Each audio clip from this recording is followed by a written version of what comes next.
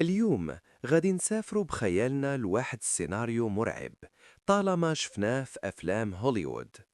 ماذا لو فقنا في صباح واحد النهار ولقينا سفن فضائية عملاقة مغطية السماء ديال الأرض؟ واش جهازنا الدفاعي واجد لهاد اللحظة، ولا غادي نكونوا مجرد ضحايا لحضارة أقوى منا بملايين السنين؟ السؤال الأول اللي كيطرح راسو: واش كاين حياة أخرى في هاد الكون غيرنا؟ العلماء كيقولوا باللي كاين أكثر من 100 مليار مجرة، وكل مجرة فيها ملايير الكواكب. مستحيل نكونوا غير حنا بوحدنا.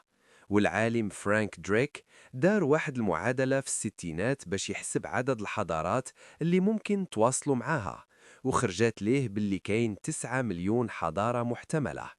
إذن فينا هما هاد الناس؟ هاد الشي اللي كيتسمى بمفارقة فيرمي، اللي كتقول إما نادرين أو مخبيين أو كيراقبونا من بعيد أو ضمروا ريوسهم قبل ما يوصلوا لينا. ولكن اللي غادي يصدمكم هو أننا ديما كنسمعوا إشارات غريبة من الفضاء. في عام 1977 تلسكوب بيج إير شد واحد الإشارة راديو قوية بزاف دامت 72 ثانية.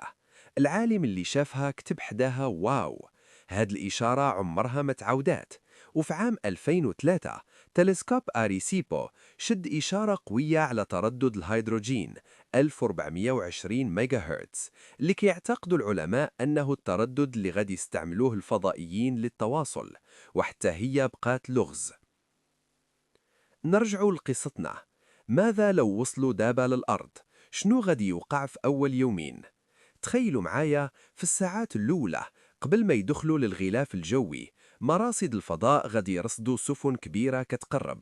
روسيا وميريكان والصين هما اللوالة اللي غادي يسيقوا الخبار. غادي يحاولوا يخبيوا السر، ولكن سرعان ما غادي ينتشر الخبار في السوشيال ميديا، وغادي تبدأ حالة ديال الفوضى والناس تخوي المدن الكبيرة. بعدها السفن غادي تشرع في الهجوم. غادي يبداو بتدمير الأقمار الصناعية، شبكات الإنترنت والكهرباء. يعني العالم غادي يرجع للعصور الوسطى في ثواني. والأسلحة ديالهم ما غاديش تكون رصاص ولا قنابل، غادي يستعملوا أشعة ليزر عملاقة، نانو تكنولوجيا، ومواد مضادة للمادة.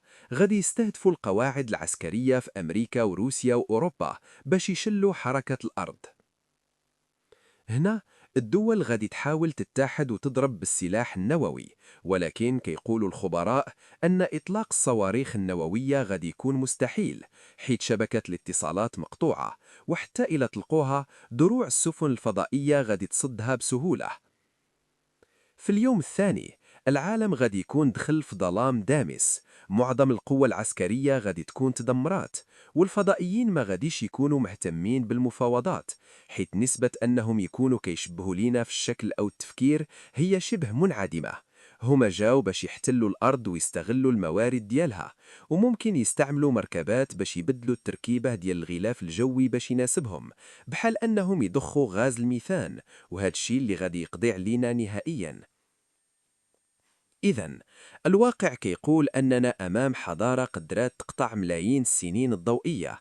المقاومة ديالنا غادي تكون بحال نملة كتحارب دبابة، ولكن هادشي كيبقى غير سيناريو افتراضي، حيث حتى لدابا الأرض باقا مخبية في هاد الكون العظيم، وكنتمناو تبقى ديما في سلام. كنتمنى نكون خففت عليكم.